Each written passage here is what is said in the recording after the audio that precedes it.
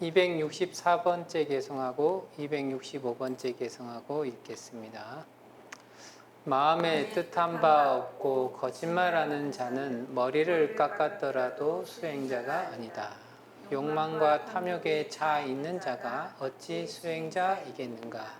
작거나 크거나 악을 가라앉힌 사람은 모든 악을 가라앉혔기 때문에 수행자라고 부를 수 있다.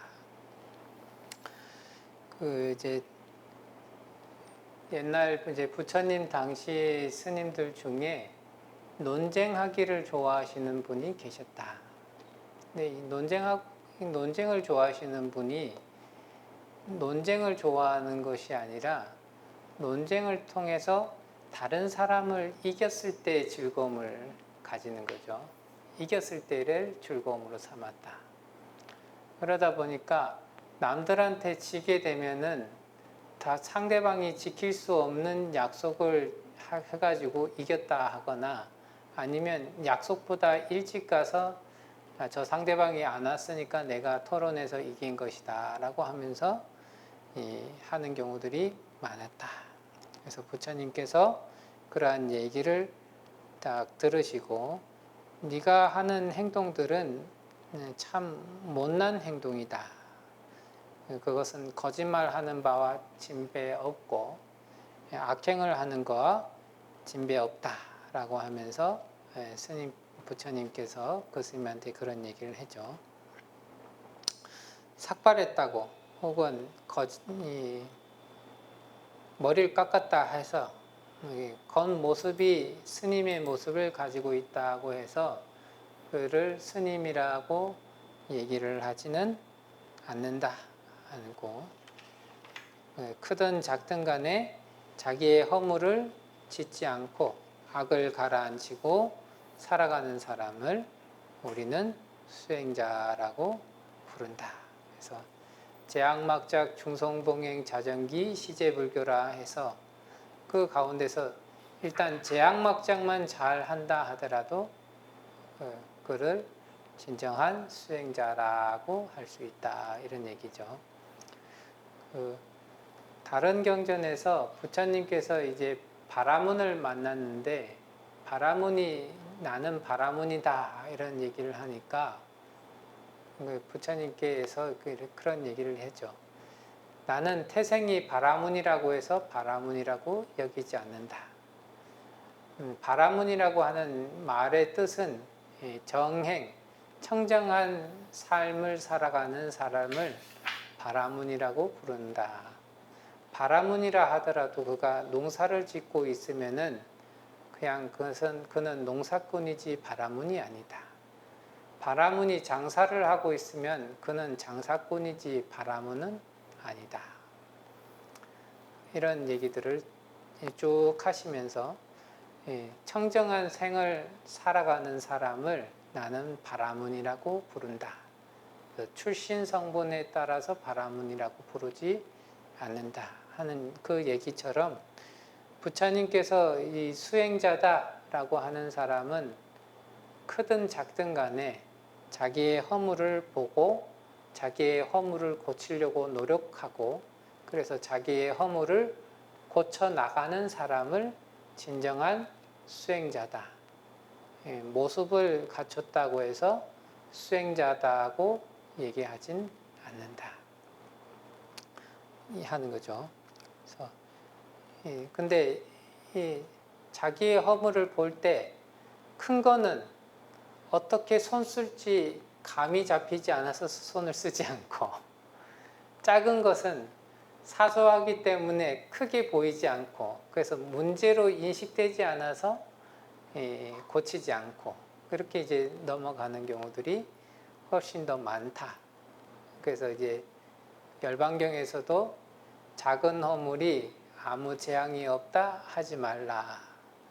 비록 작은 물방울이라 하더라도 그 물방울이 꾸준히 떨어지면은 큰 그릇을 채울 수 있는 것과 같다 하는 그런 개성들이 있듯이 우리는 이제 작은 허물이다 하면은 자기의 시선에 미치지 않고 자기 마음에 크게 중요하다고 여겨지지 않기 때문에 무시하고 큰 문제는 너무 커서 건드리기만 하면은 판도라의 상자처럼 너무나 또 큰 고통을 자기한테 야기할 것 같아서 두려움이 일어서 그것을 건드리지 못하고, 그래서 결국에는 건드릴 수 있는 허물이 어떤 것도 없는 상태에 자기를 놓는다 하는 것은 자기의 악업이 계속적으로 증장하도록 만드는 그러한 일밖에 되지 않는다 하는 거죠.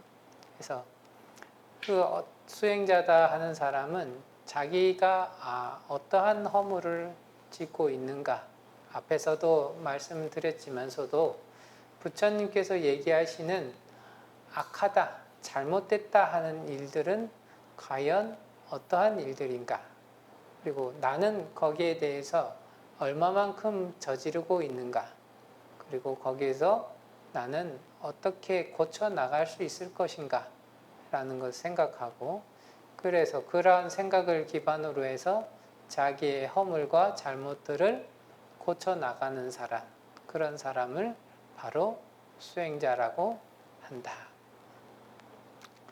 그 스포츠의 선수들이 막 그 어렸을 때 생장할 때는 자기가 잘하는 바를 중점적으로 막 키워서 프로 무대에 막 나갑니다.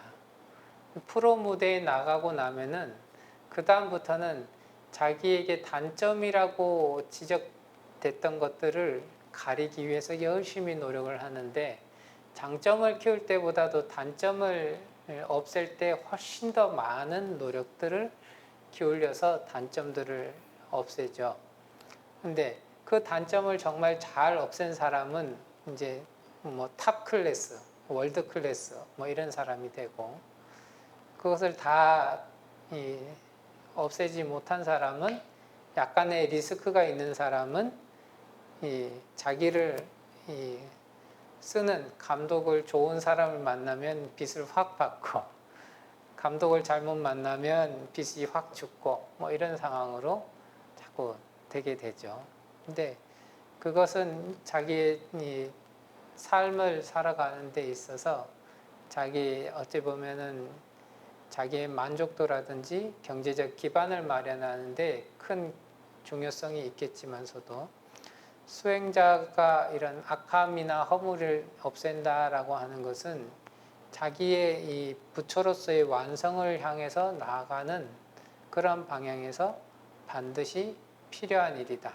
그래서 크게 허물이 크든 작든 간에 그 허물을 발견했으면 이것은 반드시 내가 고쳐야 할 부분이다, 이렇게 생각을 하고 고치려고 노력하는 사람, 그런 사람을 진정한 수행자라고 할 수 있다.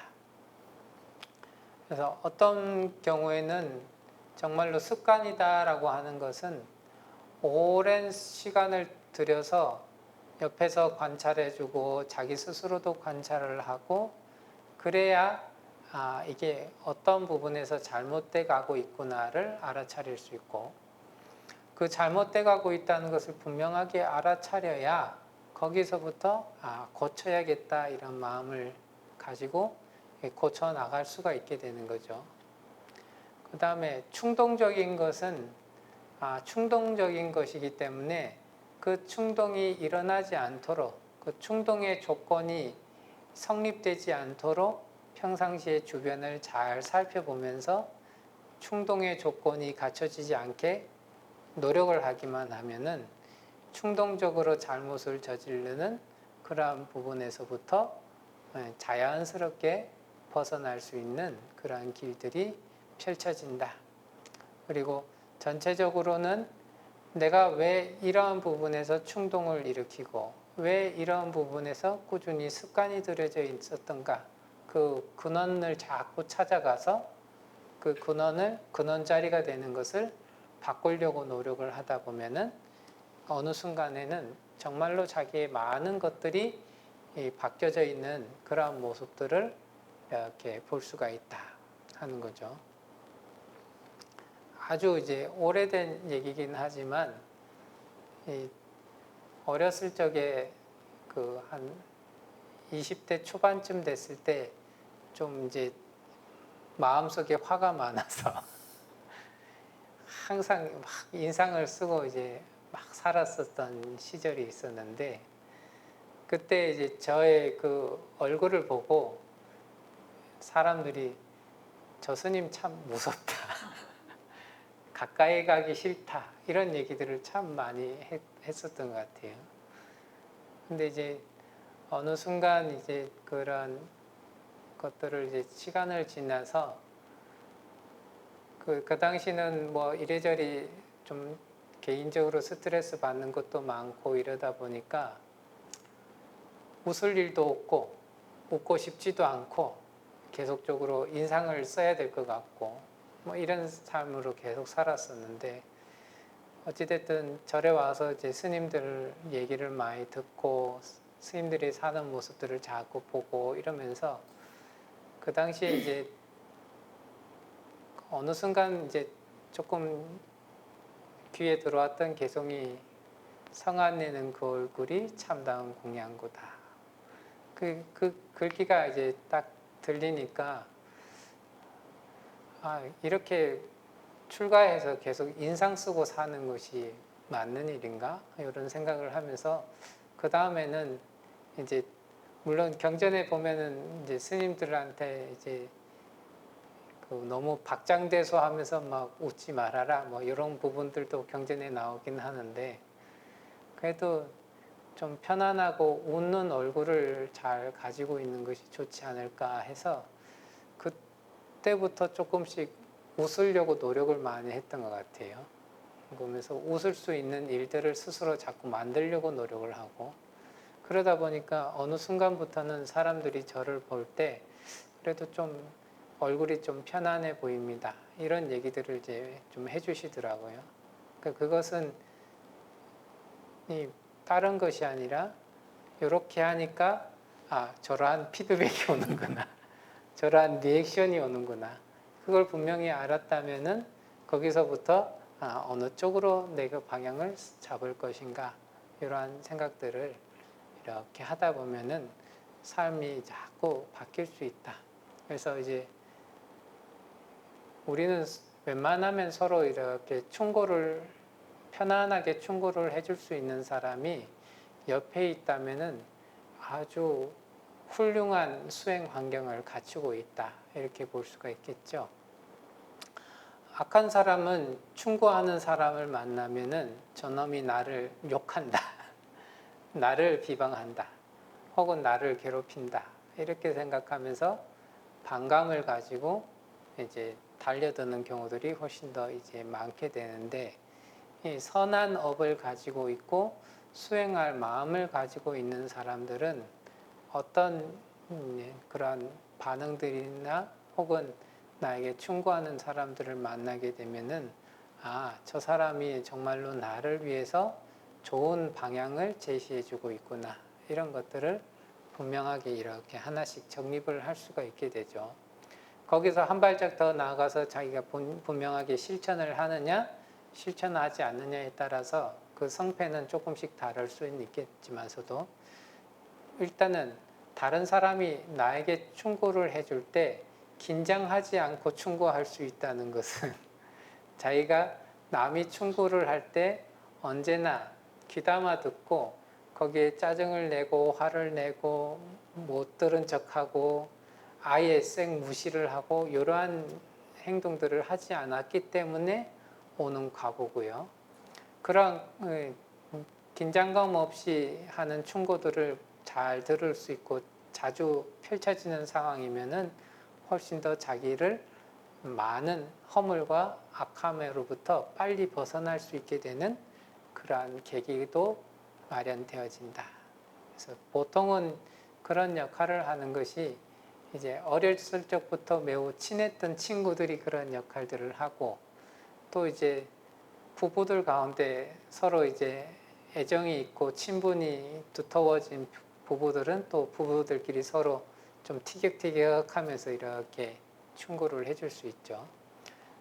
또 다른 부분으로는 또 가족들이 가장 그 깊숙하게 폐부를 찌르는 그 약점 공격을 이제 잘할 수 있기도 하지만, 또 그만큼 큰 긴장감 없이 남을 충고해 줄 수 있는 그러한 환경이 갖춰졌다 하는 것은 수행하는 데에서는 아주 훌륭한 환경이 갖춰졌다 이렇게 볼 수가 있겠습니다. 그 다음에 168번과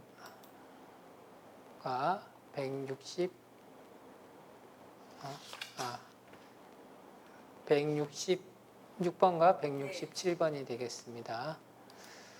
걸식하는 그것만으로 수도승이라고 할 수는 없다. 모든 진리를 몸에 익혀 수도승이 되는 것이지 걸식한다고 해서 그렇게 부를 수는 없다.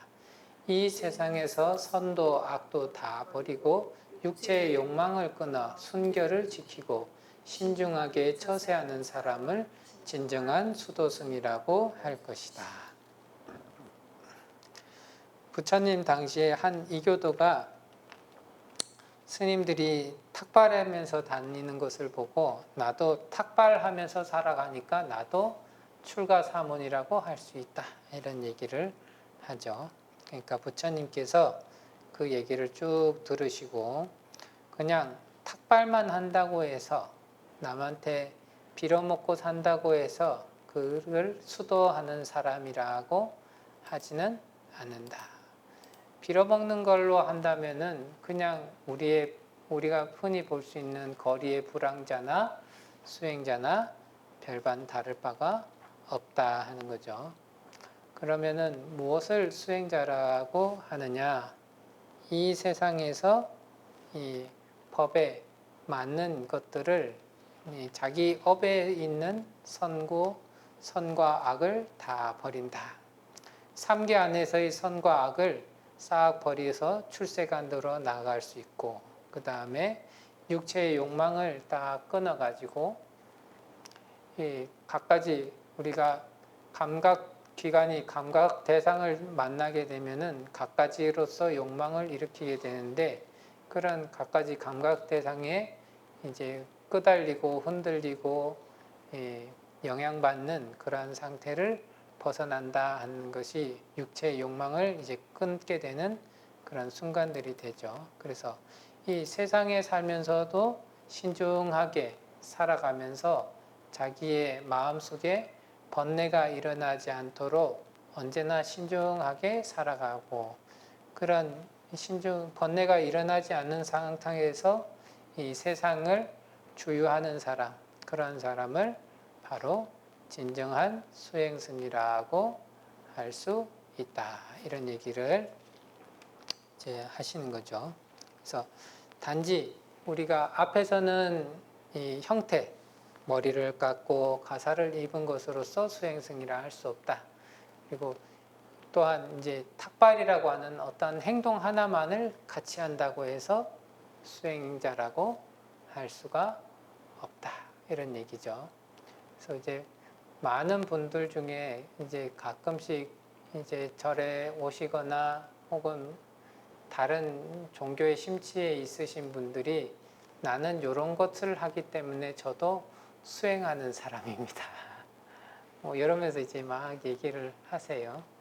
근데 불교에서 얘기하는 수행이라고 하는 것은 일단 자기 내면에 있는 악함, 나쁜 허물들을 끊어내고 그 다음에 이 세상을 살아가는 데 있어서 자기의 번뇌와 집착들을 하나하나 제거해 가면서 이 세상에 청정하게 머무르려고 노력하는 사람이 진정한 수행자다. 그래서 부처님께서 얘기하는 진정한 수행자라 하는 것은 기본적으로 아라한가를 증득한 그런 사람이 되겠지만서도 그 아라한이 되기 위해서 그 성인의 과위에 들기 위해서 열심히 부지런히 노력하는 사람들도 모두 이제 수행승이다라고 할 수 있겠다. 그런 부분에 대해서 어떠한 일말의 마음이라도 없는 사람, 자기는 그쪽으로 나간다고 하는데 뭐냐면은 자기는 수행한다 하는데 단지 마음의 평화만을 바랄 뿐 세상에서부터 자기가 가지고 있는 갖가지 업으로부터 벗어나고자 하는 그런 마음 상태가 없다라고 하면은 수행자에 입문하지 않았다 이렇게 이제 얘기를 한다 하는 거죠. 앞에 바라문에 대해서도 얘기했듯이 부처님께서 보는 수행자라고 하는 것은 특히나 진정한 수행자라고 하는 것은 많은 조건들을 갖췄을 때 진정한 수행자라고 할 수 있다 이런 얘기를 하셨습니다.